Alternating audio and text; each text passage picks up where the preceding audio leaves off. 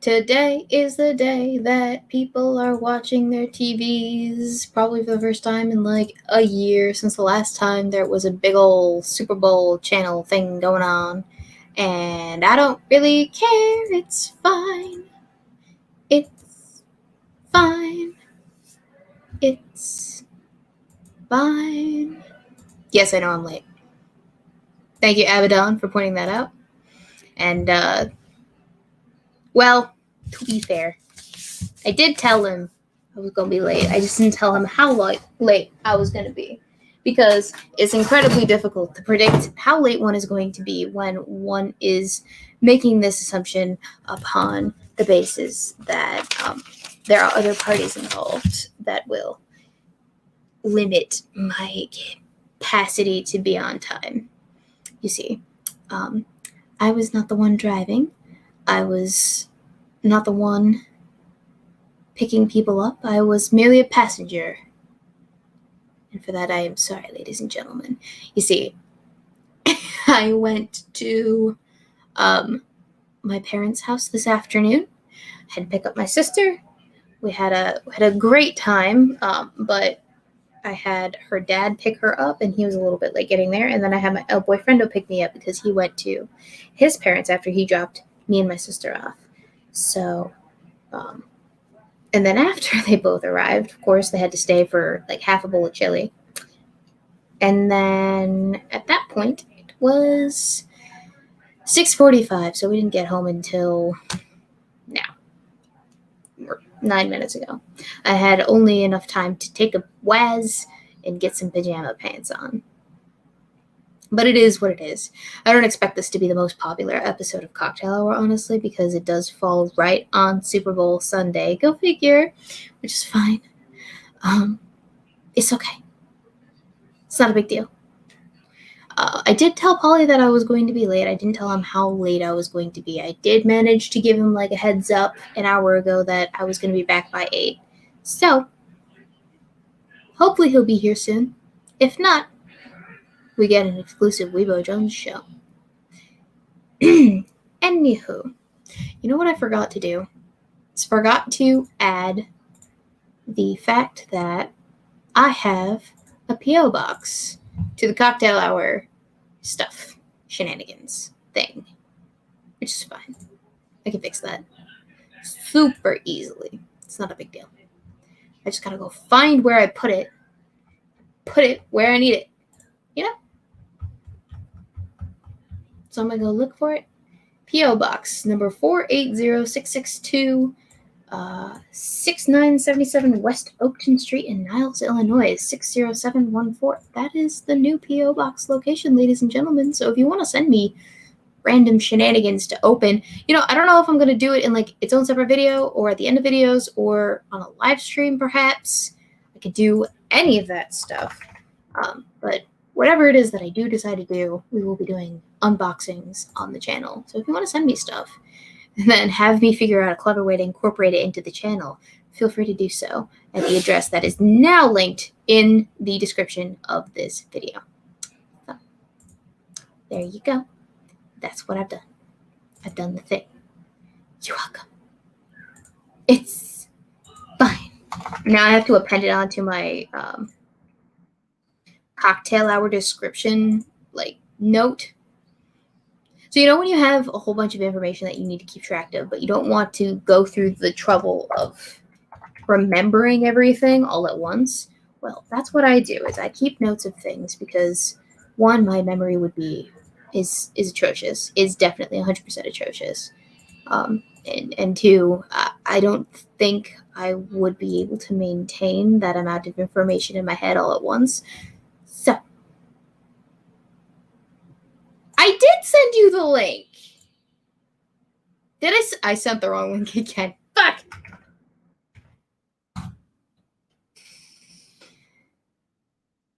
It should be noted that I'm 2 shots and 2 beers in, and I think this is my cutting off point because I'm making silly mistakes. All right, Polly, I gave you the link. Sorry, bro. Okay, come on and make fun of me because that's embarrassing. Yes, you're right, Daniel Fullman. We are more important than some stupid game. this is so much more fun than something that literally only has one of two outcomes, right? We have one team wins or the other team wins, right, Polly? Sports ball Hello. is. I'm sorry, I gave you the wrong link again. You got people in chat going, Polly's just not here. I'm trying to be here. Fuck. I own that. I own that. So as I mentioned previously, No, it was this. So Chad, understand? She sent me the link to StreamYards as opposed to like just to the website. So it's like you get the pop up. It's like username and ID, log in, and I'm like, damn it, Weebo, this is the. It's fun. I can't help it. So what were you saying about sports ball?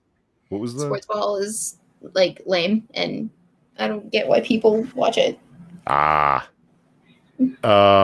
Super mega lame. Except for baseball, you are absolutely right. You know, baseball was the only sport that I ever actually like managed to get into. But actually, no, hockey was also something that I got into. You know what I think it is? I don't like watching sports on TV. I thought for the longest time it was just that I didn't like watching sports at all. But then I saw a live hockey game and I had experience watching live baseball games. So I'm less inclined to believe it's just the fact that I don't like watching, is that I don't like watching on TV. Yeah, okay, you know, the thing, I mean, okay, baseball, right? Mm-hmm. Box scores, Weebo, this is so up your alley. You can staticize it to the death. There's even a word for it, sabermetrics. This is so made for you, girl. You're gonna have to wind it back a little bit. Explain to me what? Okay, of all of the sports balls, baseball has the most numbers associated with it. Is the most numerically accessible. Yes. Analyzable, right? Yes. There's just runs batted in, and oh god, like the list goes on and on, like, you know, batting averages compared to this, then that, and like comparisons, and people not only make their own can you make your own spreadsheets? People do. You can play entire like rotisserie baseball, play entire baseball games that are like tabletop RPG baseball games that you never roll dice or anything of the sort. It's just numbers versus numbers versus numbers. This could appeal to the autist in you. All right, I will look into it, I guess. I don't have cable though, so I mean, how I'd be able to engage with baseball. Yeah. The numbers come in through real time. Like I said, you get a baseball game can exist entirely numerically, and there's people that do watch it and experience it in that way. Number so and so is up to bat. His batting average is .331. You know, he's up against a pitcher that has this blah blah blah blah blah, and here's the current score, and here's all of those fucking things, man. You could, like I said, there's people that experience baseball entirely numerically and have all of the excitement according. And the thing I like, for me personally, baseball, I mean, that's just one more interesting aspect about it. There's just a bunch of really original things with it. How many sports balls are there where the team on defense has possession of the ball?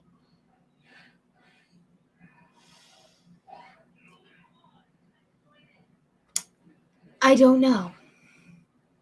No other ones? It's kind of it's just one of the oddball things about it. I see what you did there. I'm here to entertain. Funny. I'd say baseball just has a wonderful charm all its own, man. It's the American pastime. Source select. Sorry, I'm trying to see something. All right, if I flip this, does it look like I'm looking at you now?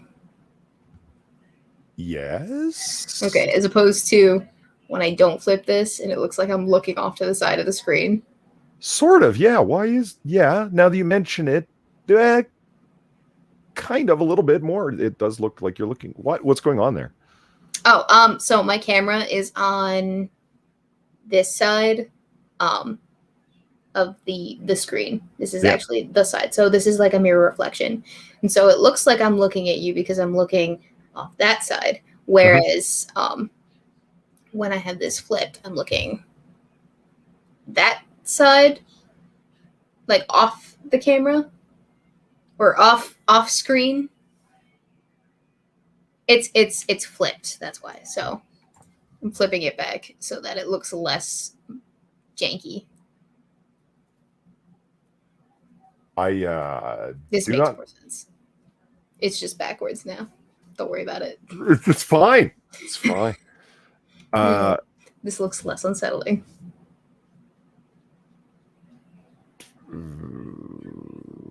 At least that's my hope.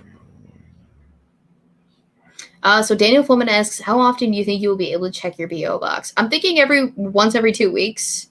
So I'm coming up on a week where I would check it after work on Friday. At least that's my hope. If that's not going to be the case, it'll be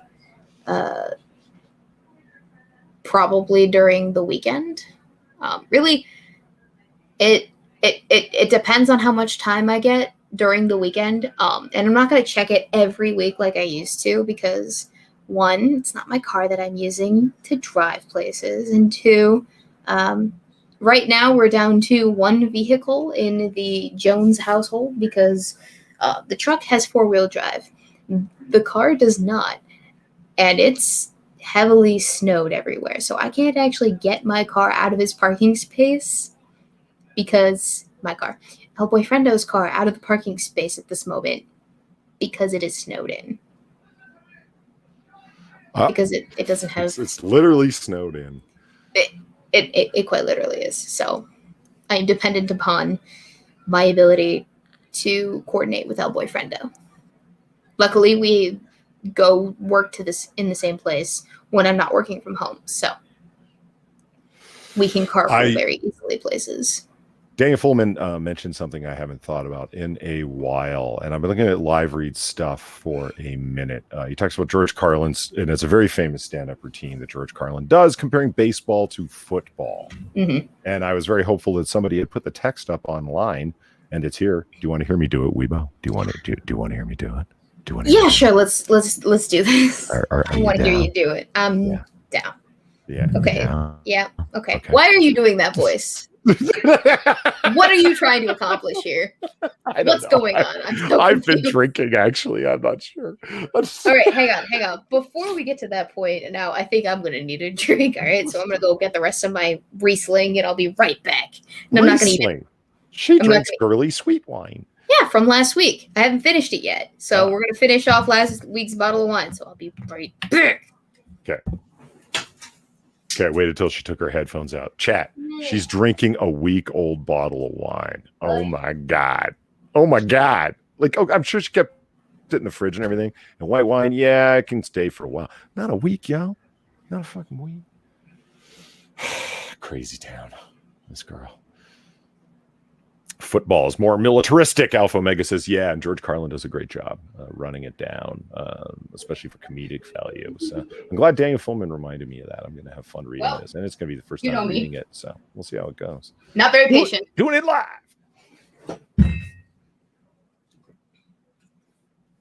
All right, I'm ready. Let's do this. Weebo's back with her week-old wine out of the bottle like a good high school white girl. Or a hobo, either one. Right. You don't know the first thing about what hobos do, man. I've seen some shit. All right, carry on, George Carlin wannabe. Hold on.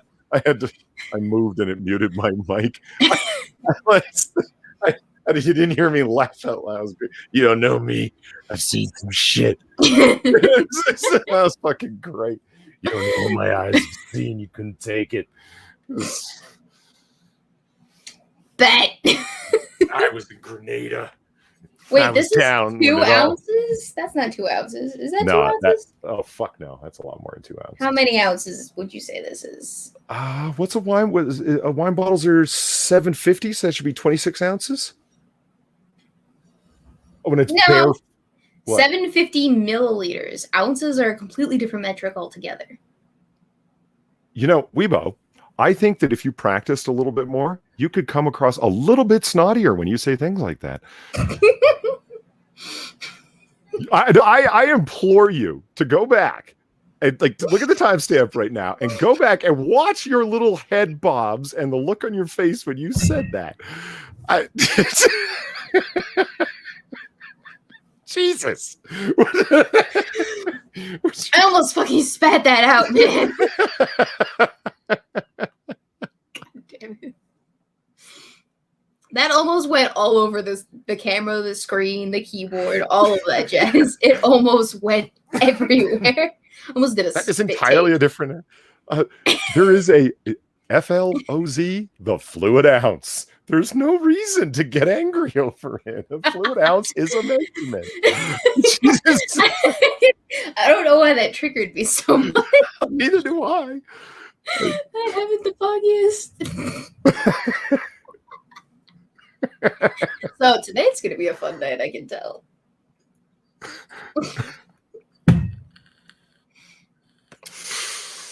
This should be fun.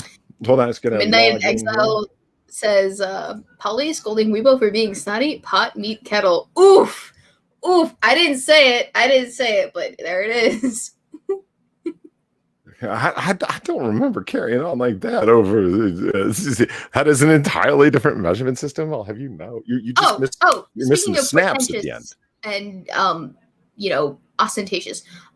So you know our mutual friend, the Frenchman Sam? Yes. He told me to ask you about square spoons. He told what? I'm sorry? He told me to ask you about square spoons. Oh, God. Oh, this is going to be good. Make a note, put a pin in that, and we'll come back to all of the problems with square spoons. And okay. The Europeans, man, they do things that are good. Weebo, when we talk about this, you're either going to go along with it, and I'm going to be shocked that you're going along with it, or we can mutually commiserate at how incredibly pretentious the Europeans are. Okay. Just so you know, we also have to regale the tale of the dick pants. We will not be doing that this evening. We will not. We just. I'll just crumple up my sticky note from last week. I'll just chuck it all the way over there in the trash bin. It's fine. You've spoken. All right. So, George Carlin, you were saying? George Carlin. Let me go back to that tab. I've got so many tabs open. It's just a big confusion. All right. Here it is. Baseball and Football by George Carlin. Baseball begins in spring. The season of life. Football begins in fall when everything's dying. It's the beginning of. Okay, so here it is. First time I'm reading this. I've watched him perform it live. I shouldn't say it like that. I never did get to see George Carlin do a live performance, which is sad. I would have loved that, but yeah, I've seen recordings of him do this live. Is the way I should say. R.I.P. in peace. Yeah. Oh, and I'm gonna do it like this. Half of Carlin's comedy is not only of his comedic genius, is not only his writing, it's his delivery. I can't deliver it like Carlin. I wouldn't even pretend to. I'm just reading the man's words. Yeah, you don't have that gravelly old man voice that he had, even at like the young age of 26. Yeah, he had a talent for delivery and breath control and everything that. Yeah, it takes decades to pull off the skill set he had. So anyway, I'm just reading the man's words. I can't do it justice, but here we go. Baseball is different than any other sport. Very different. For instance, in most sports, you score points or goals. In baseball, you score runs.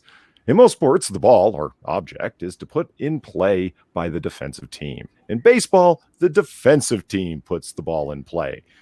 And the only defense is allowed to touch the ball. In fact, in baseball, if an offensive player touches the ball intentionally, he's out.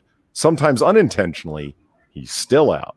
Also, in football, basketball, soccer, volleyball, and all sports played with a ball, you score with the ball. And in baseball, the ball prevents you from scoring. All true. In most sports, the team is run by a coach. In baseball, the team is run by a manager. And only in baseball does the manager or coach wear the same clothing the players do. If you'd ever seen John Madden in his Oakland Raiders uniform, you'd know the reason for this custom. Now, I've mentioned football. Baseball and football are the two most popular spectator sports in this country, and as such, it seems they ought to be able to tell us something about ourselves and our values. I enjoy comparing baseball and football.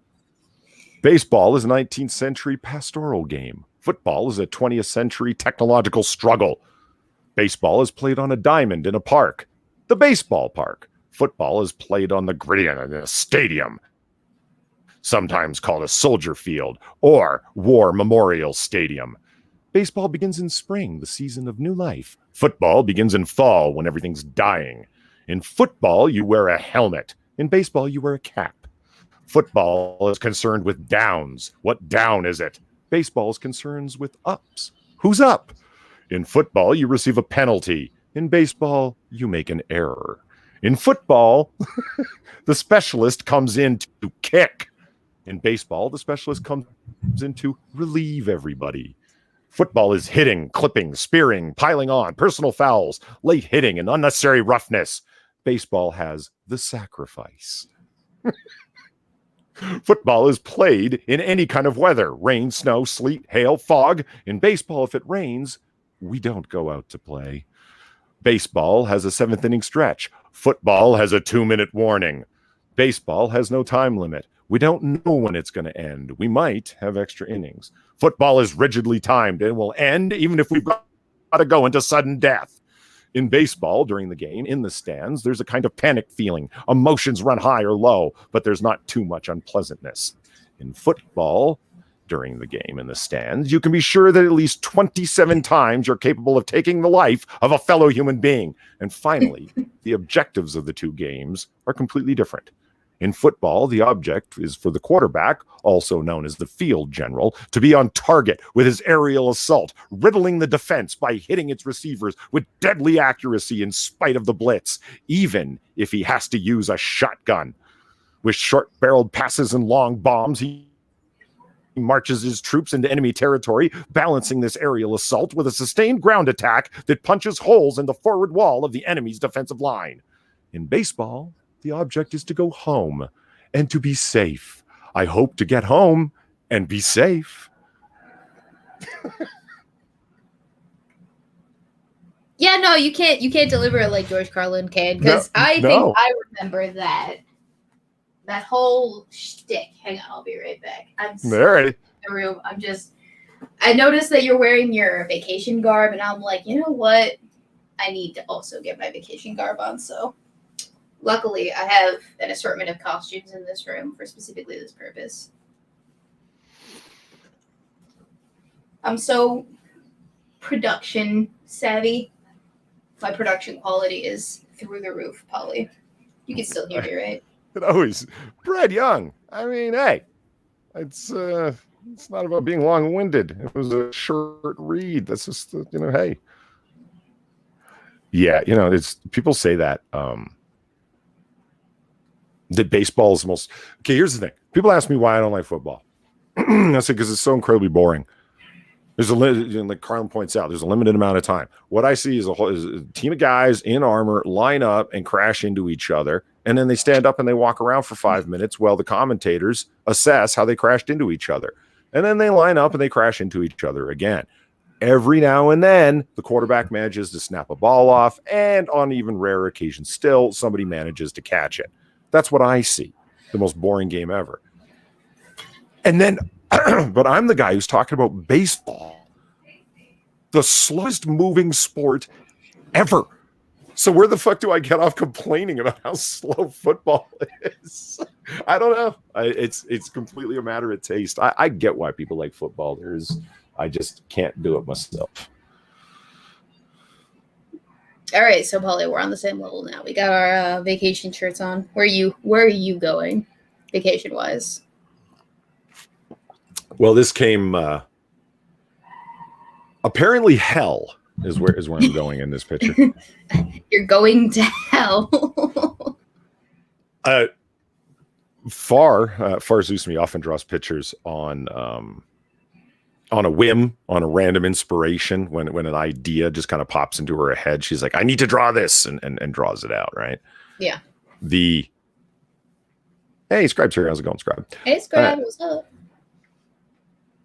I was telling her a story of when I was at campus, and it was in my office, but there were a bunch of people standing around talking, and I wasn't involved in the conversation. I was typing on my computer, and they were having this, conversation about, does God exist? Atheism, blah blah blah, proof for fine tuning in the universe, and blah, blah, blah. And it started going over into, you can't even mention some ideas about anything spiritual or religious on campus unless it's in an academic context because of the way you're going to be. It was this really deep conversation that they were having, and I was uninvolved in this whole thing and didn't really want to be, just didn't want to get involved in it. And then somebody said, hey, Polly. And I'm like, yeah. I was like, what do you think about atheists? Dress lightly, hell's hot. Okay, see, you got it. It was a joke. It was a fucking joke. You should have seen the looks on their faces.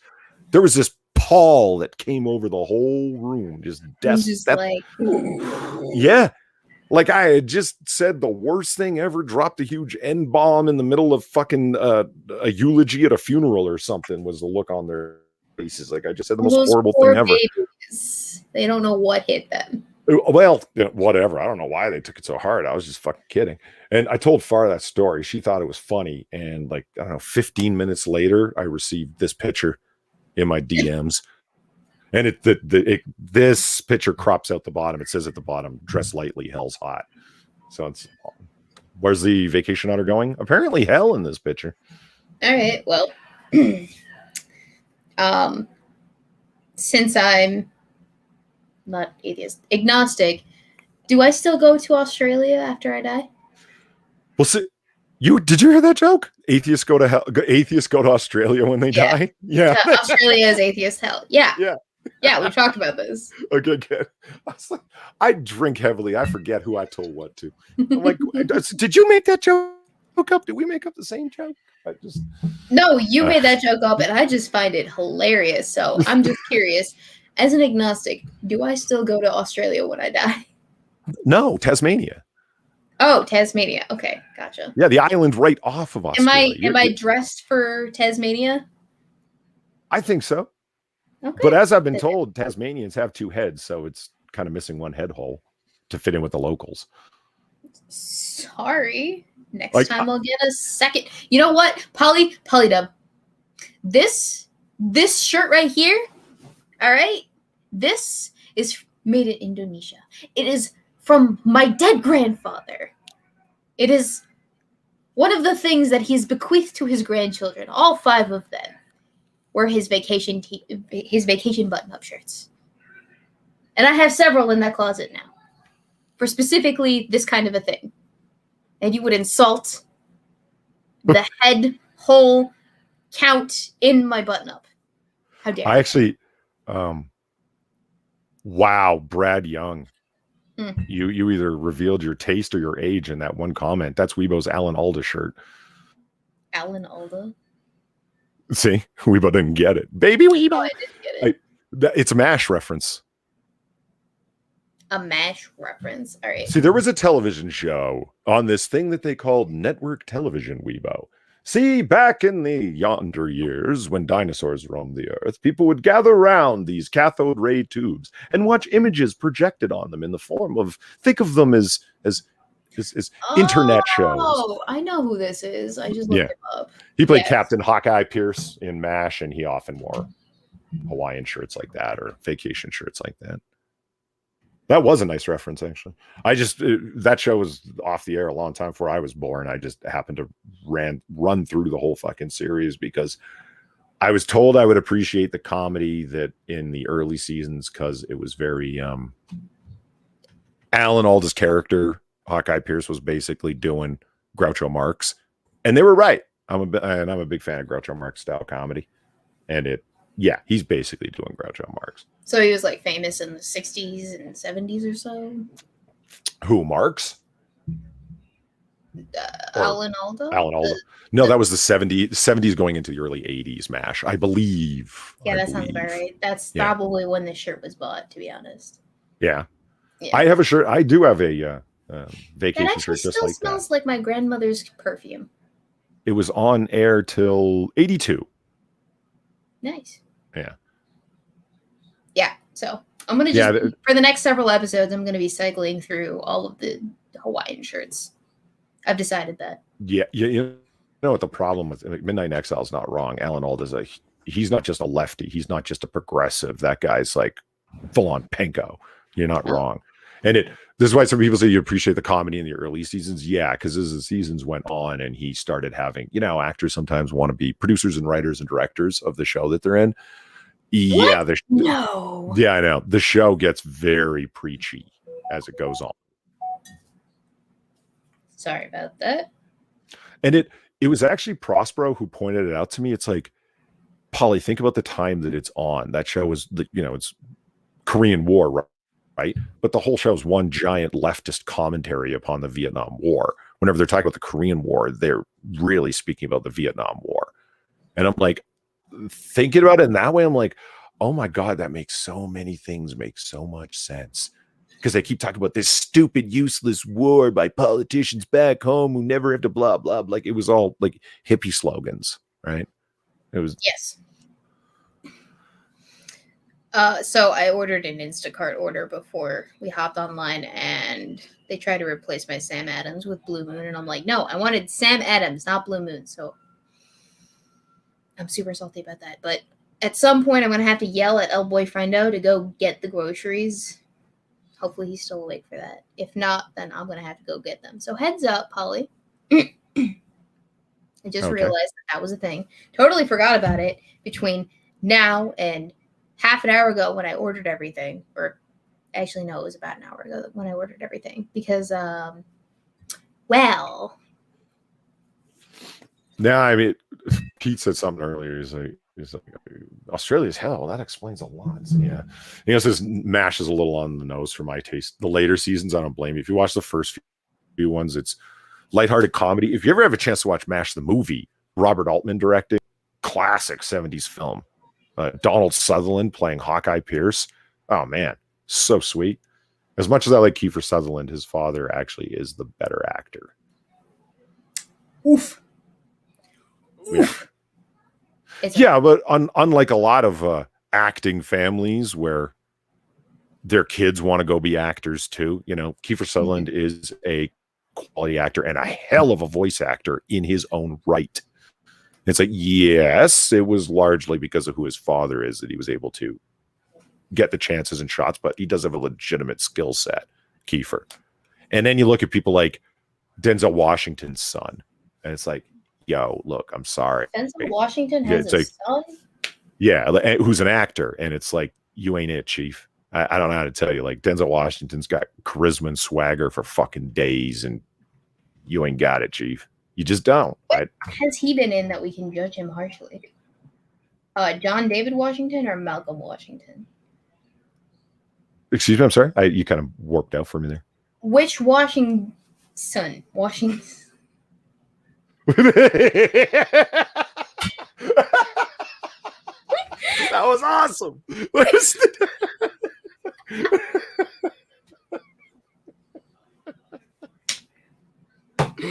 Although you can appreciate how horrible of a pun that was. That was great. What are you talking about? That was fucking sweet.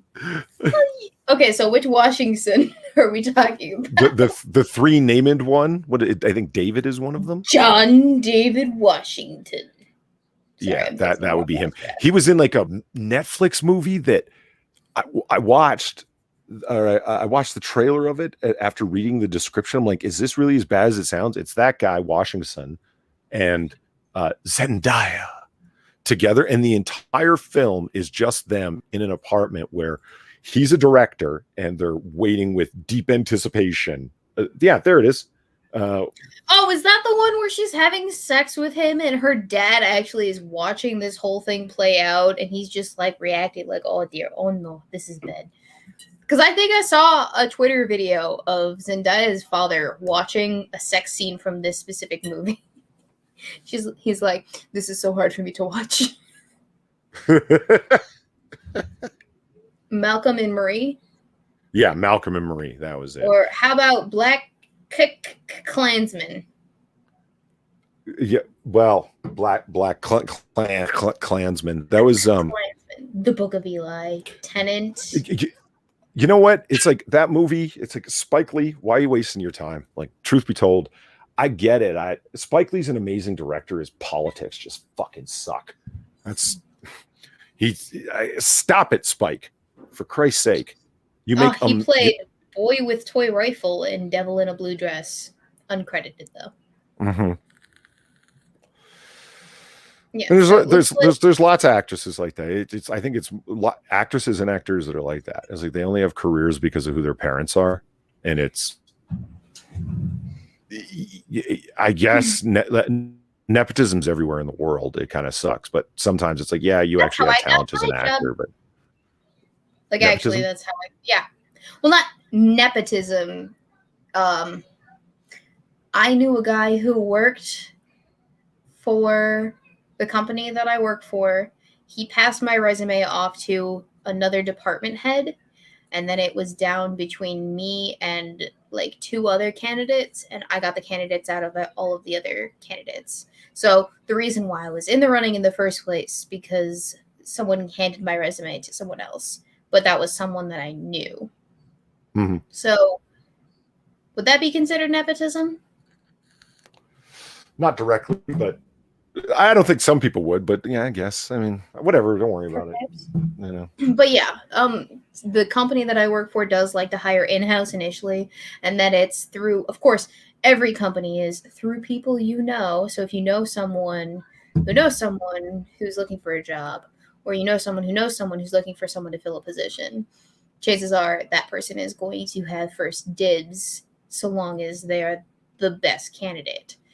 Now, I think the thing that set me apart from the other 3 candidates was the fact that when I did the technical interview, mm-hmm. the person doing the interview didn't expect me to finish the project he'd sent me in the amount of time that I had it for. Yeah. And I did. Because I spent like 9 hours or 6 hours of my life after I already had gotten off work, staying up late to complete this process. And you can ask our boyfriend, though. It was a nightmare. He was sitting here watching me cry because for the first 2 hours, I was like, I can't get anything to compile. So Sounds what he does wonderful. is he orders the Instacart thing, and he gets me a wine glass full of root beer. And he puts it in front of me. He's like, you can do this. And after I figured out that the init py file was missing, everything was smooth sailing from there. But it took me 2 hours to figure it out. And you don't know how discouraging it is to just not have anything work and have that be contingent upon your entire job prospect. Like, this was what I was banking on. This was the interview. This was the thing that I wanted so badly. And the only thing that was getting in my way was the fact that, hey, this thing wasn't initializing. It was so sad. But anyway, I got it to work. I got everything working the way that it was supposed to be working. And then I had, basically the second part of that interview was, okay, here, produce results and then explain them to another software developer. I did not wear a Hawaiian shirt to the interview. But holy fuck. That was the most stressed out I'd ever been. The Hawaiian, I dig the Hawaiian shirt that I have. It's not blue like that. It's it actually looks a lot like the Otter shirt, where the print on it is like a macro print as opposed to a bunch of smaller hibisci or whatever the fuck their hibiscuses is. They're really huge palm leaf macro prints. I bought it for the 4th of July one year. Still have it. It's a like exile statement. Cronyism, yes. Nepotism, maybe. Yeah, what was going on there is probably best described as cronyism. And Spike Lee didn't adjust. Yes. What Spike happened with me, or yes, not me? With you, yes. Spike Lee didn't adjust past 1995. No, he didn't. That's exactly right. That's the fucking problem.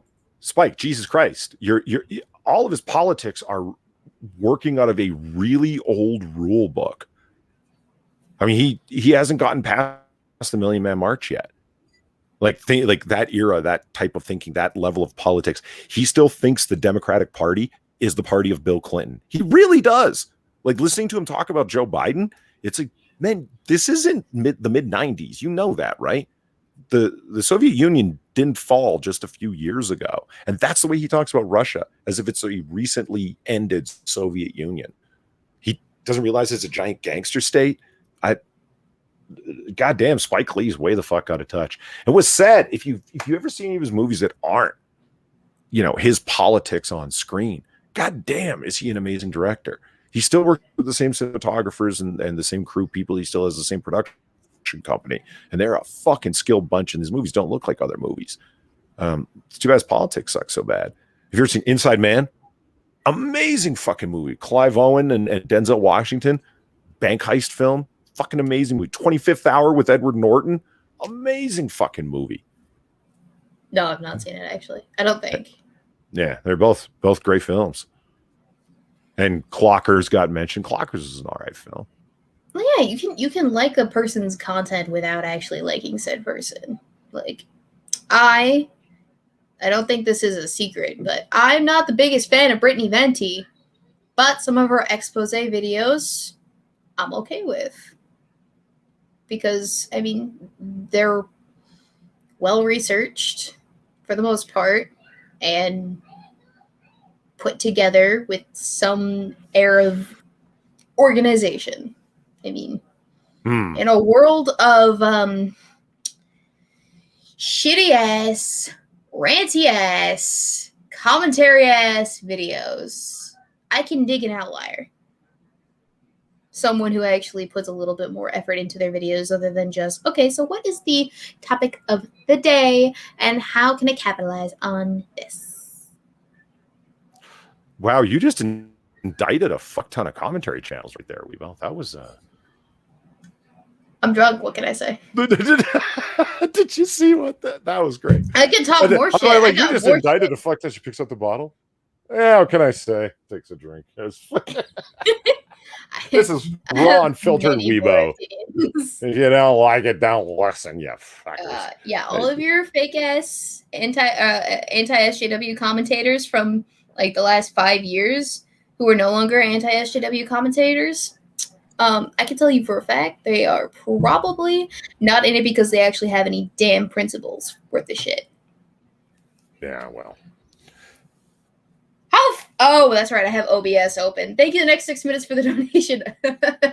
You made Filthy Frank do the, or not Filthy Frank do the JonTron do the oof noise in my ear, so I was very confused. Welcome to the 5-year club, Weebo. It takes a lot of penche to hang in there for 5 years. Proud of you. You've earned every inch of that 87 feet. The real deal here that always cuts to the chipmunk. Sub to this girl yell and buy some tasty merch. Yeehaw.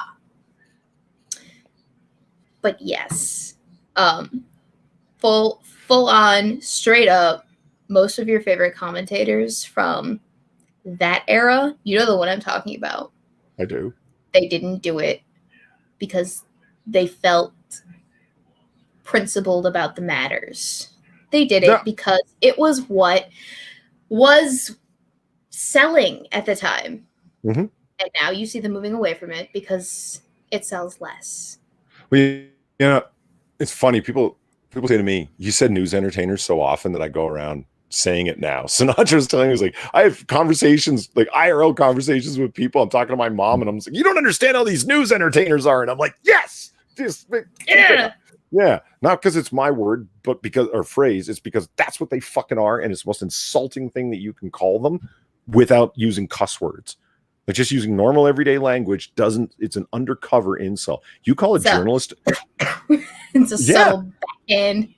Exactly. You call a journalist a news entertainer, they're going to be really angry because they view themselves as, I'm not an entertainer. I'm not an actor. Yes, you are. You're here to dramatize. You're a dramatist. You're here to say it in the most sensational way that you possibly can. The who, what, why, where, when era of journalism, if it ever did indeed exist, is most certainly dead. And I'm willing to accept the idea. It's like, well, when was the golden era of journalism? If you're just, it's like, well, you know what? Maybe there ever wasn't one, but there was an ideal to be strived for. And now that ideal has been taken behind the fucking woodshed and fucked in the asshole with no lube. And on that note, to describe it in a certain kind of way, to give it some je ne sais quoi. Daniel, sorry, Daniel Fulman. What? I was just gonna read Daniel Fulman's comment, but it was aside from what it was you were saying about news entertainers. So finish your thought. Oh, the phrase I picked up from you that I think is equally good is drive-by politics. Yeah. I love it. I've used that so much since then. Yeah, I coined that term, drive-by politics. Yeah. I'm going to be talking about the thing. It's the social commentary side of politics. You're not really discussing policy. You're just, Ocasio-Cortez said X on Twitter. This person, I can't believe that these idiots, these morons, it's not really, you're not really talking about politics. And ignore anything that goes against what you want to happen, if you know what I mean. The Gang of Eight is never going to approve that. What is the actual likelihood of this policy going through? What are the chances that Senator so-and-so is going to be able to include that in the bill? Well, that guy's a fucking moron. He shouldn't be able to do it anyway. Yeah, that's drive-by politics. It's driving by and shouting things out your window as at a glance, things that you're looking at a glance. It's very surface level. There's not much depth to it. It is just what is in the trending topics of the day. You know, your favorite people are guilty of it just as much as the people that you hate are guilty of it. And that's because people have a tendency to fall into that trap quite frequently. I'm actually working on a video where that is exactly the case. And I'm just like, bruh, you've been made the fool of. And not only do you not readily admit it, but you don't have the dignity to take it back. You just leave it up there for all to see. And I'm like, you're blatantly wrong about this. And I can prove it to you. Because I actually take the time in this video to go through and look at all of the evidence, all of the angles, because it's based off of like a 15-second video where you get one angle and then you find a different angle with a different shot from a different perspective. And it shows a completely different story. And then you find more information about specifically the case that you're talking about. And it's just, it's a rabbit hole. I literally went down the rabbit hole and I was in Discord with people talking about it, trying to look it up. And I'm just, I understand why people delve into drive-by politics as frequently as they do, because they don't have the time in the day to in-depth research the things that they are judging at a glance. I get it. But I do think that it should be something that is made aware of on a level, an extensive level across the board. You have to be aware of the fact that you are susceptible just as much as everyone else is to being manipulated in any way, shape, or form that you're primed for. So if you're primed to be on the side of conservative values, then you're going to have a conservative reaction if you see something marginally attuned to that. If you see the opposite, or if you are the opposite, then you're going to be primed to have a liberal reaction about things. And as a result, you will miss some things that maybe help you see a more middling of the road idea of what's going on. Your first conclusion will not be the more generous one. It will be the less generous one for the issue that we're talking about. So for if that's gun control, then in your lefty, you're going to see the more lefty side of what's going on in this thing. Even if it's a 15-second video, you're going to see the more lefty side. Well, you know what? The awareness part of it that you're talking about, I mean, that's the whole thing. I'm not even telling people not to do that. I just, let's be aware of what it is you're doing. That's all I'm saying. Mm-hmm. I mean, you turn into Ben Shapiro's show, let's just say for the sake of argument. Shapiro makes no bones about it. He doesn't try and hide it. It's a conservative commentary podcast. Stop. That's it. That's how he describes it. He doesn't try and pretend it's anything else. And there's lots of things along those lines, like Pod Save America, one of the most popular podcasts out there. It's lefty, and they don't pretend that they're doing anything other than commenting upon what's going on. It's a commentary podcast on politics from a left perspective. All right. It's when you turn on news entertainment and you see Fox News, their two most popular shows are Tucker Carlson, and I love Tucker. This is, like I said, I'm not saying don't do it, but you got Tucker and Sean Hannity, and over on MSNBC, you got Joy Reid and Rachel Maddow, and over on CNN, you've got, CNN's a bad example, but I mean, if you think about the two most popular networks right now on cable news, which are MSNBC and Fox, their four most popular shows are Hannity, Carlson, Reid, and Maddow. None of them are journalists. None of them pretend to be journalists. None of them call themselves journalists. They're all talk shows, but they're all on network news, and people go to them and they do everything but call themselves journalists. They go out of their way to sound like they're everything but journalists. I'll give Tucker Carlson the credit. He actually calls himself a talk show host. He actually calls what he does a talk show. I'll give him that credit. Rachel Maddow, she's right up against it. Oh, my, in our research and our blah, blah, blah, blah. And people take it to be news, and it's not news. You are watching the Ben Shapiro show, if you will, from another angle when you're watching Rachel Maddow. And people don't take it that way. And it's like, oh, come on. This isn't, you're not getting information. This isn't who, what, why, where, when, how stuff. You're watching a higher production quality YouTube commentator with those. Yeah. Oh, hey, what's up, Reaper? I see Unholy Reaper in chat there. Degenerate. Hey, well, he was there when I was having this whole rabbit hole moment this afternoon. So. TOS says, did you know, Polly, that a YouTuber, Timothy Weeks, during a prank robbery was killed by a CCW bystander? No. Prank robbery. What's the story there? You know about this, Weeps? No, but I can reasonably assume from what TOS has told us in chat. Prank robbery. You remember that one YouTuber who faked the kidnapping of another YouTuber and held him against his will and pretended like he was going to kill his best friend or have himself killed or whatever? Vaguely. It was for a prank, and he actually pretended to off this guy during this prank in front of this guy's eyes, and this guy actually believed it.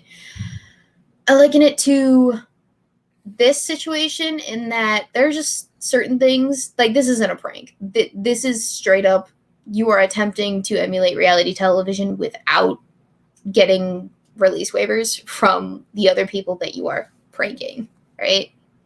This is you're trying to do reality television with the actual reality part stapled onto the back of it, and you don't understand the gravity of what the consequences of that will be.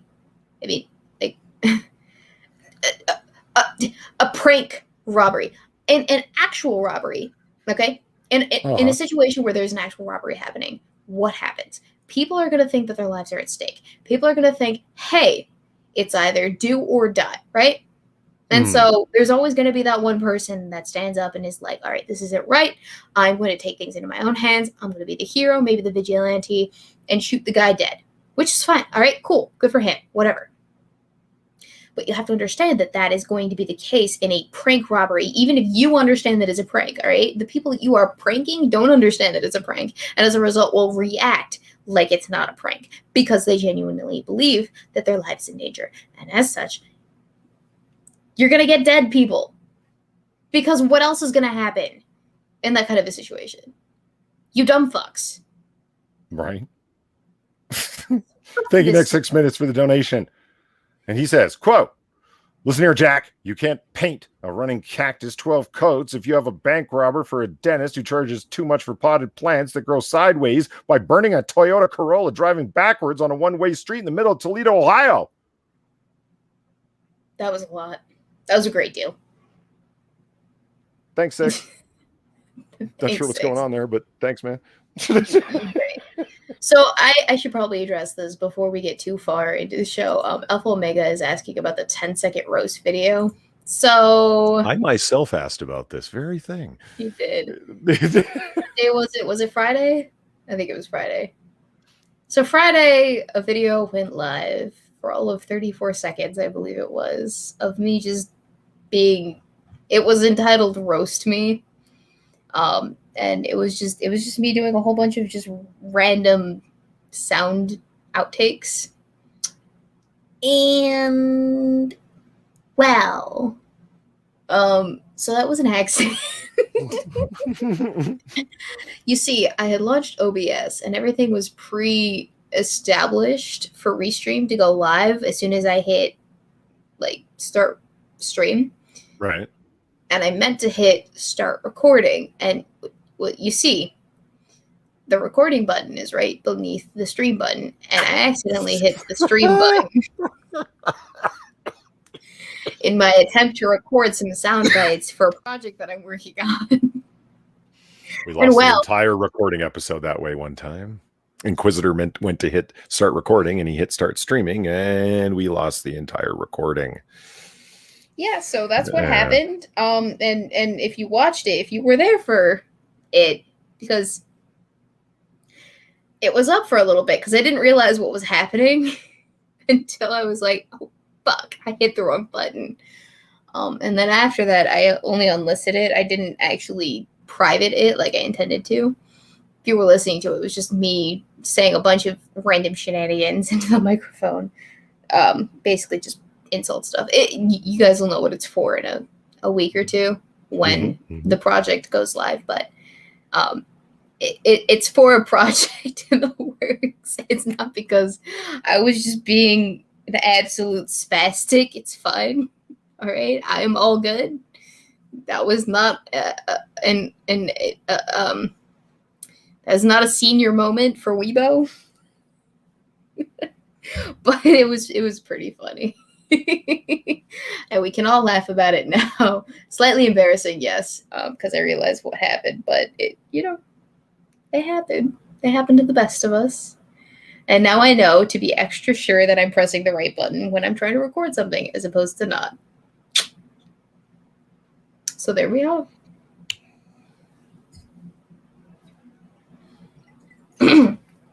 So Polly, about those Weebo. square spoons.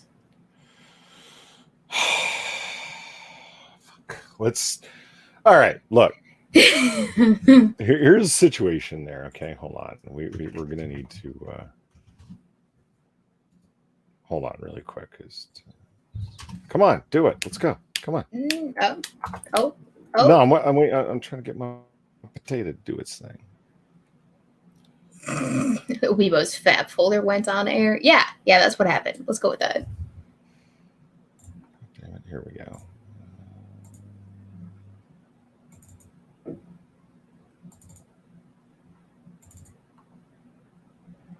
Huh. The UI's changed on StreamYard. That's bad? No, it's just different. I don't know what that means. The user interface. Oh, the UI is different. Oh, wow. I am drunk.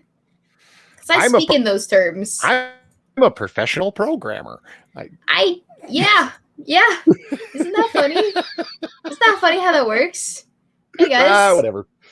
I can't wait till you somehow find out what it is that I do for a living, because once you do, you're just be like, oh, this bitch is in charge of that thing, but like it's important. And I'm like, yeah, it is.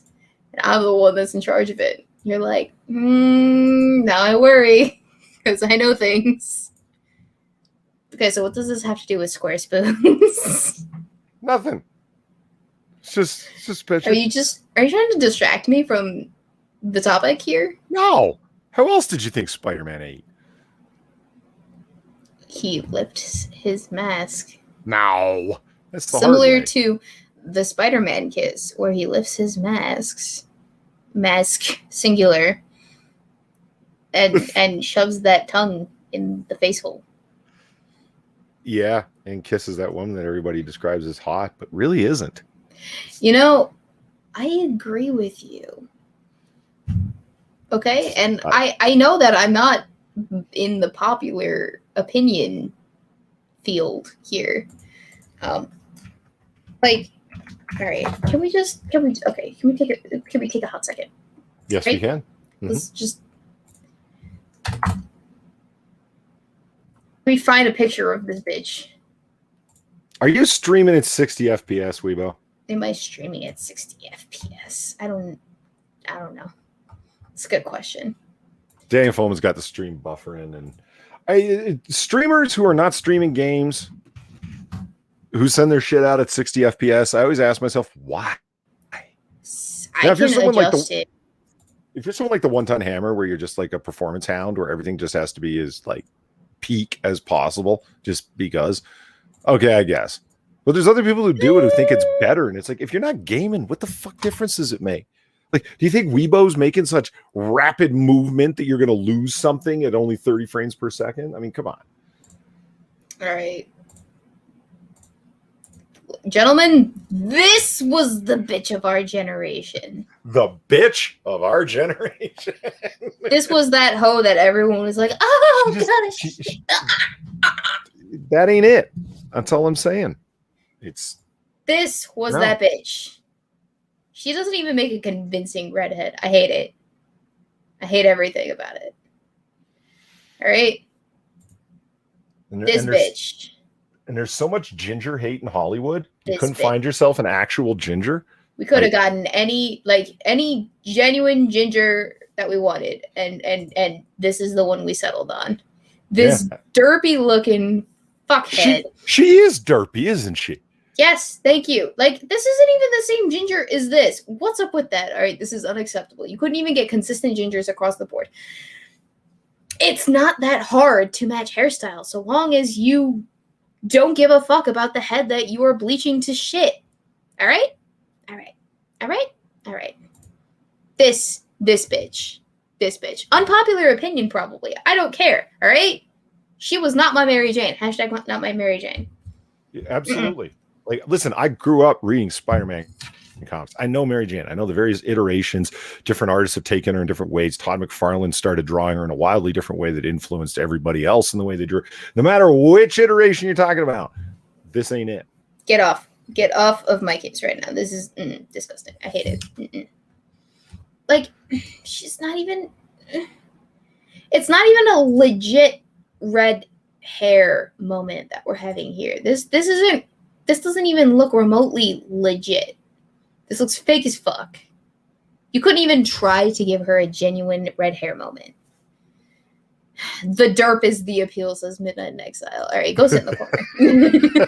The derp is the appeal. This is hashtag not my ginger. This is the start of the ginger holocaust. All right.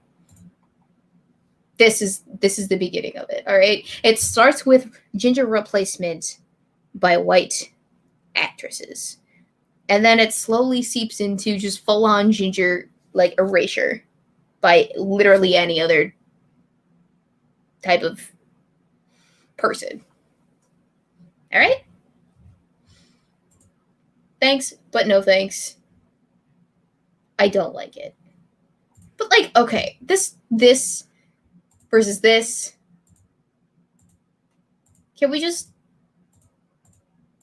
Okay, who the fuck does she think she is? Are you Black Widow or something? No, this is unacceptable. You do not get to have multiple shades of red hair. Okay? This doesn't work. This doesn't work for me at all. Unacceptable. All right, you've triggered me, Polly. I hope you know that. Mm-hmm. This is what happens. Sure. The ginger side is real. She ain't no Mary Jane. That's just and Zendaya. It certainly ain't no fucking Mary Jane. Are you trying to distract me from the square spoons aspect with fish tacos? Hang on, I gotta take a phone call. Let's all enjoy the fish tacos together, everybody. Don't you too wish you could enjoy a delicious grilled fish taco?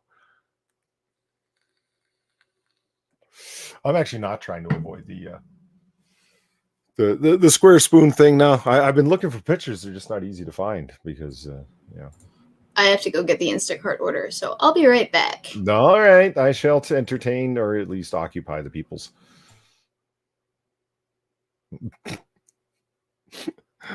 All right, hold on. Let me minimize this and go back so I can see what chat's saying. There we go.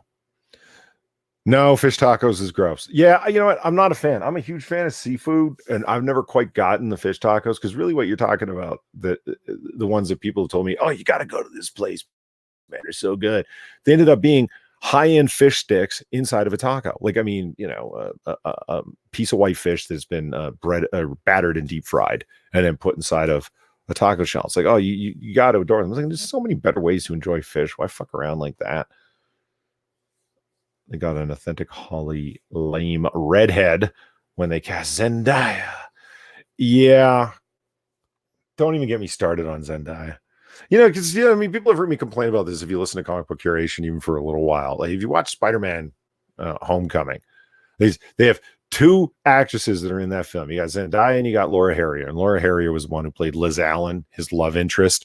And yeah, this is what we're going to do. We're going to take the personable, likable, and multiple orders of magnitude hotter girl, and we're going to write her out of the first movie.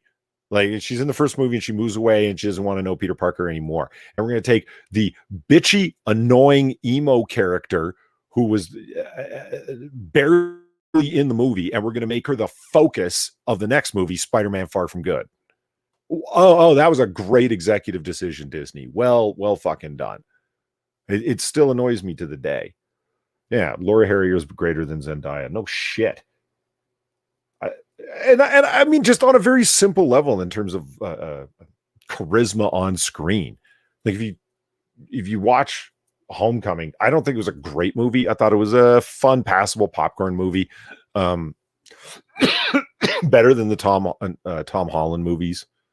No, Tobey Maguire. I meant better than the Tobey Maguire movies. The Tobey Maguire movies, I guess, are okay, but like, honestly, is it? You know what I like so much about it? I like Liz Allen. I like the little What's up? Hey, I like the little quirky relationship that he had with Liz Allen. He's kind of like, that was very Peter Parker-esque, where he's like, oh, well, I kind of want to ask the girl out. He really comes across like a high school student, and she's the one kind of flirting with him, and him not being able to do anything about it, even though he's like powerful Spider-Man. It was great. It fit into the early Spider-Man comics vibe. And the Vulture, and the Vulture turns out to be her father, and the shit. I forgot the actor's name who played the Vulture. Shit, help me out. Batman '89 actor. Val Kilmer. No, right? Batman. No. Batman '89. I'm completely blanking out here.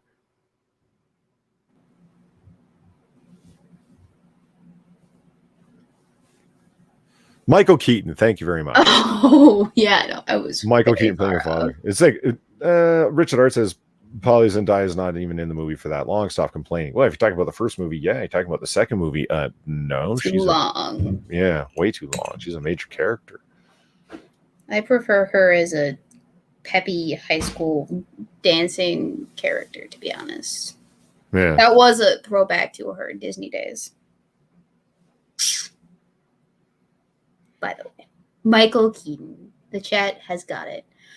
Yeah. Okay, so do you just not want to tell me about the square spoons, or? No, I totally do. I was just waiting for you to come back. Okay, so tell me about the square spoons, and then can we wrap this up by like 9:30 ish? If you'd like. Mama's gotta go to bed. Mama's tired. Mama has to wake up at early times. I don't know why I'm referring to myself as mama. I have no children. So if you are French, apparently, I was having this conversation with Sam. We're over in voice chat and Discord one night, and we're talking about sugar cubes, and it's like how many cubes do you put in your tea or whatever? And I'm like, actually, I drink coffee black, so I don't know. And I mentioned tongs, as in sugar cube tongs. You know what I'm talking about, right? So you just nodded along like a normal person. Yeah. If you're not putting your fingers on them, you're using tongs. Sam was aghast, absolutely aghast. He goes, "No, you use a sugar cube spoon." And I'm like, "Well, what the fuck is that?" Would you like to see a sugar cube spoon? I pulled it up already, so we can just. Fine. Yeah, so you you had the same problem that I did. You find a bunch of like regular spoons and then little shovel looking things. And these are apparently the only things that they are willing to use over in France to pull cubes out of sugar bowls. I'm being threatened within an inch of my life. Polly, help. I wish I could help you, but I can't. We have a truce about the head.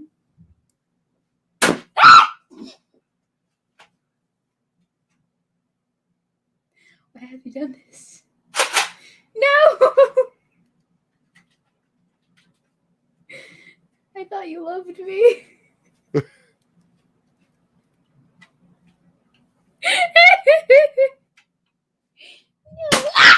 Ah! Oh God, that actually hurt. Babe, you're not supposed to shoot me that close. I didn't. I shot the chair. You moved. It hurt. I want to shoot the chair. You hurt me. Show pity. Damn it. That hurt. I'm gonna get you back. Okay, as soon as you set up your Nerf gun, which you're supposed to. It's in the corner over there. All right, I'm sorry for the distraction, but my boyfriend does not have perfect timing. Assassins of the Grey. I see you in the chat. All right. They're saying you have perfect timing, apparently. Yeah. I can get the other one. The other one shoots less. I'm good, babe. No, it's fine. Here, I'll get it. You don't. No. This is what I have to live with. Polly, help. My boyfriend shoots me with Nerf guns. See? I have this one. Please don't. Please don't. I don't wanna. I have delayed reflexes. I'm drunk. You love me, remember? Put it away. No!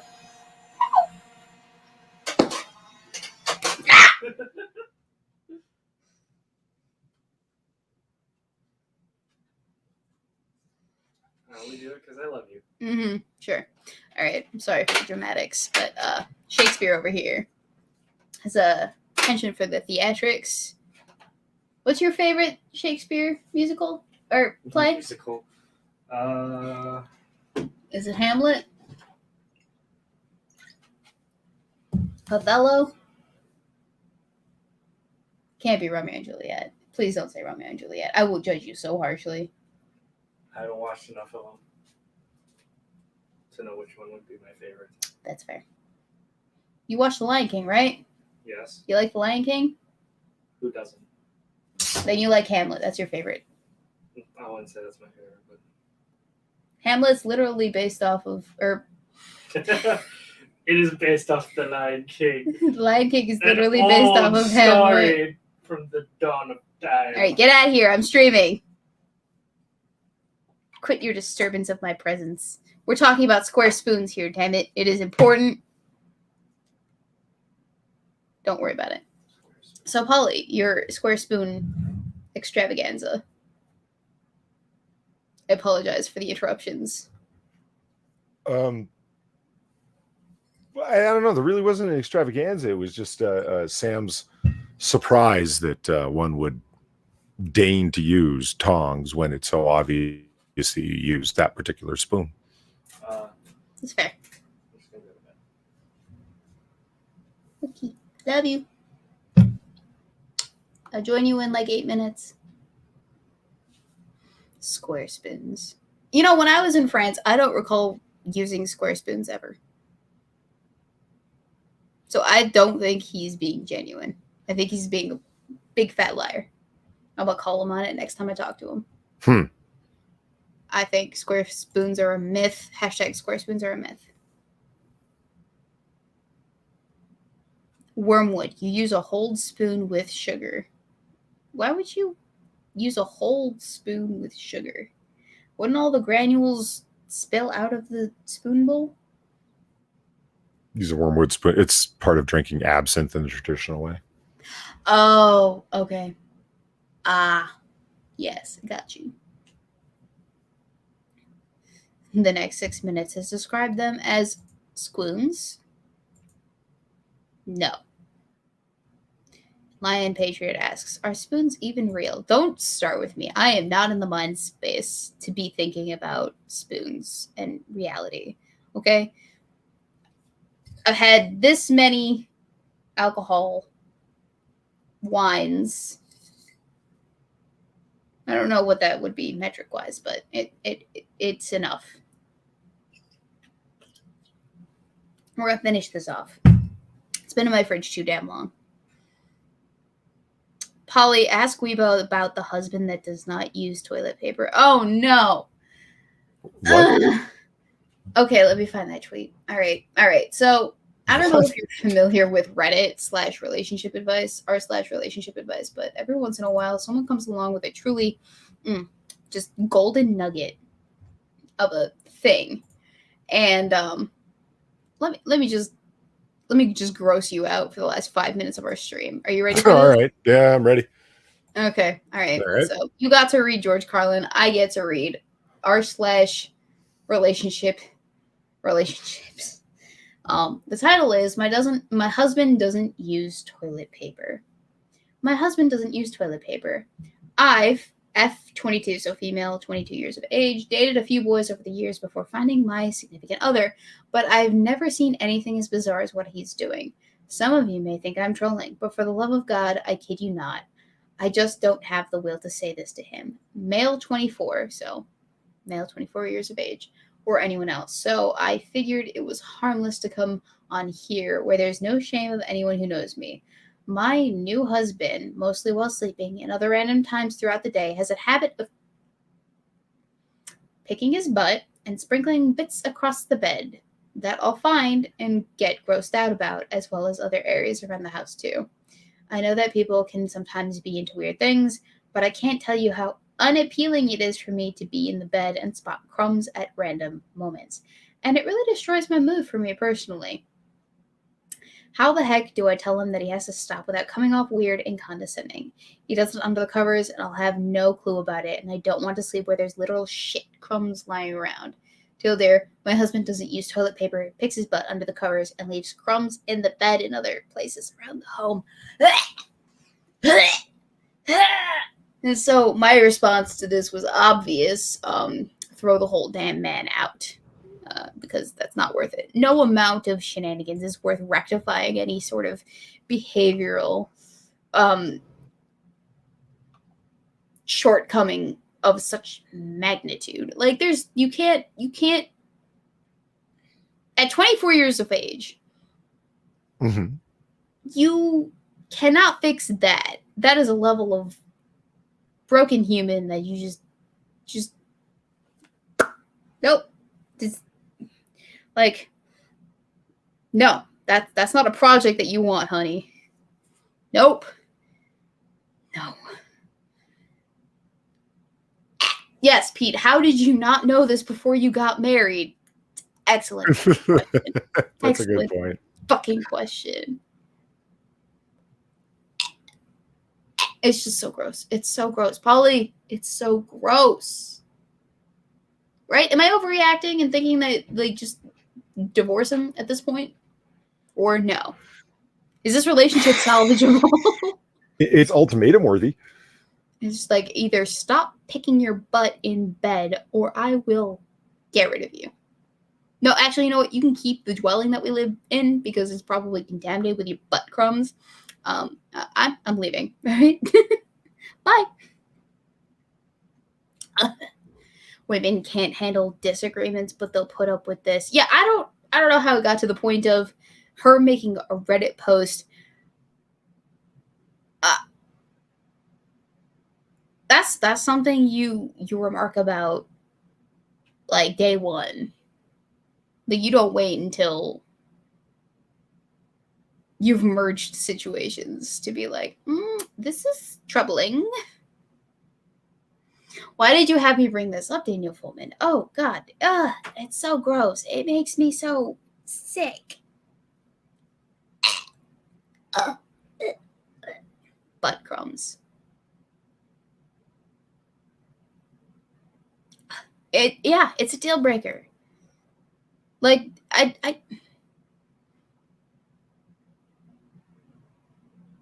Like, how do you not know this before you get married, before you move in with the guy? You would think that there would be other things. Somebody's doing this would also be doing other things that would be so apparent. You understand what I'm saying in terms of discussing this? Yeah. I find it hard to believe that that's the lone item of nasty that this guy gets into. Because if you're not going to wipe your ass, what else are you not going to do? I bet he also, like, spits in the sink and doesn't wash it out. Because let's be honest, it's obvious.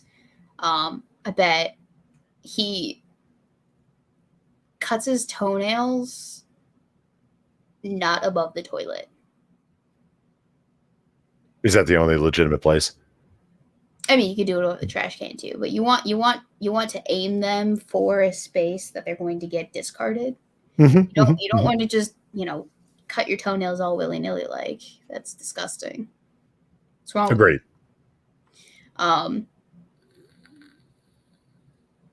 Bish probably doesn't pick his nose into a napkin or like a tissue. Like, does this man even believe in using tissues?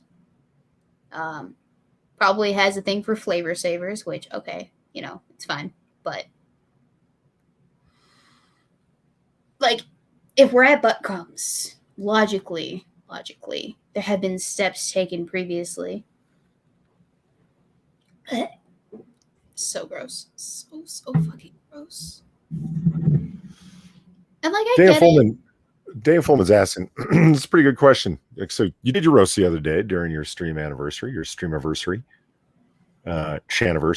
Mm-hmm. Are there any jokes that people didn't say you were surprised they didn't bring up? So obviously people were making the short jokes ad nauseum. I'm surprised no one made a commentary on the lack of uploads as of late.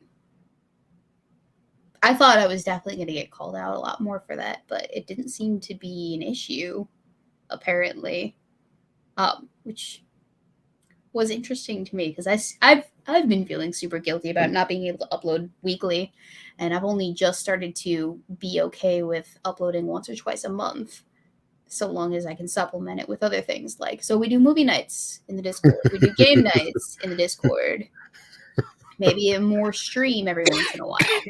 I'm sorry. That's 6 came in with the good one. We weren't short of jokes, goddamn. So yeah, I was surprised that there weren't a lot of people calling me out for that. But I guess people don't mind as much as I think they do, which is helping me feel less guilty about it. Super helpful. Yeah, Gex has got a point. Lots of people aren't uploading as much since Christmas. I hear you. I've noticed that too. Okay, I unsubscribed from a number of channels, but they weren't channels that were in my sub box a lot anyway to begin with. They're more or less dead channels that didn't produce new content, and I subscribed to them to kind of like bookmark them to go back for later. DIY channels, painting channels, shit like that. So that's not the explanation. It's not unsubscribing from the 7 or 8 channels that it's like, no, I've seen everything there that I need to see in terms of DIY stuff or whatever, tutorial shit. Everyone else is just thinned out. There just seems to be a lot less content. And I ask other people, and they're like, you notice that too? Fuck, I don't know what it is. People are uploading less content, or are the notifications not going through? The streams that I do over on my channel, people are like, I didn't get the notification for this, or I got it way late when people were showing up for the AAA. On my channel, they were halfway through the show. People were coming in saying, I just got the notification for this. That happens on Noir Bar all the fucking time. I don't know. Maybe it's a notification issue and not really a content issue. But I'm trying to figure it out because YouTube is getting thinner and thinner, and I'm watching more and more movies because there's less content to consume. And where I live at, the lockdown's still very real. It's not as bad as it used to be, but the lockdown's still real. So I'm still for me, climbing the walls at home. Is because I'm lacking in things that inspire me to be outraged at, and that's majority of the reason why I make videos, is because I needed an outlet for like outrage. And not that there's a lack of things that outrage just in general, but there's a lack of things that I could bring myself to feel outraged enough to actually make a full video, to contribute my time to actually doing that. And part of that reason is probably because, well, maybe I'm getting a little bit more mature in the way that I pursue things, and so I mean, and I'm it less happens in reverse angry. too. I believe people when they say that they're not getting the notifications. Mm-hmm. Like AP's late night stream, I like, oh, it's going live. I should really pay attention to the clock, not wait for my bell notification to tell me something, because I only get the notifications once the show's been on for like 20 minutes or half an hour. Mm-hmm. Always late arriving to it. Six's streams with he just mentioned. Yeah, no. Oh yeah, people don't notice that we're live until about half an hour in. I noticed that. Yeah. But yeah, it's a plethora of reasons for me at the very least. And I'm working on it. But anyway, so Polly, do you have anything that you would like to shill for the audience? Just my channel generally. Go over there. Good things happen. It's a fun time. Yay! Hold on. I'll put my How's our collab going? which one? The Twilight Saga. Oh yeah. Oh, I forgot about it until right now. Seriously? Well, yeah. If you don't want to go through and edit it, I could do it. You of all people? I don't Like, just mean in terms of like how restricted your time is that you claim it to be? It is pretty restricted, but Daniel Fulman asks, will Noir Bar have Valentine's decorations? No. Rough. I'm in seasonal decorations as much as the next guy, but yeah, not Valentine's Day. Yeah, that's right. So yeah, over my channel there's a noir. We were supposed to do a Noir Bar last night, but things got complicated. Far wasn't around. You know what? Fuck it. We might do one. No, I won't be able to do one later tonight. I was about to say that, but because I got to be up at like not poly time. I got to be up at actual time. I got something tomorrow morning that I got to do. So how about tomorrow night? Do it then. Brad Young asks, is AAA on my channel on Wednesday? No, it is not. As I understand it, it will be Monkey will be hosting it on his channel, I think. But then following that and on into the future, I am the third A. Yay! Yeet. There you go. Yeah. Congratulations, Polly, on thank you very much. New standing as the third co-host of AAA Stream. It's a blast, man. I'm not gonna lie, it's a lot of fun. They are it is a super fucking intense stream to do. Drunkle and Sinatra are not easy to keep up with it. Them boys move fast. It's here, look, I've got this fucking browser open and it's got 35 different tabs worth of stories, and I'm like, there's no way you're gonna be able to get through all those. Oh, wait a minute, yes, there is. their headlines. It's man, they move like Hi, hello, Drive-By Politics. Is that you? Well, please, Paul.